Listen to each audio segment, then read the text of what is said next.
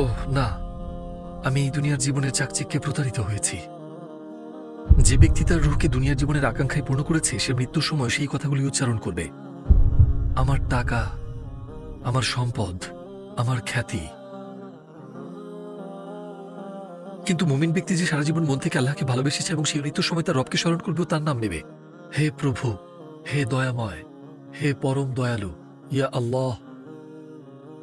আপনি হয়তো ভাবছেন, কিন্তু আমার তো ইতিমধ্যে ঈমান আছে। আসলে আপনার এমন মজবুত ঈমানের প্রয়োজন যা গভীরভাবে হৃদয়ে গাঁথা এবং যা আপনার মন সম্পূর্ণভাবে নিশ্চিত হয়ে সাক্ষ্য দিচ্ছে। ধরুন, আমার হাতে একটি আপেল আছে এবং একজন চোর যেভাবেই হোক না কেন সেটা চুরি করতে চায়।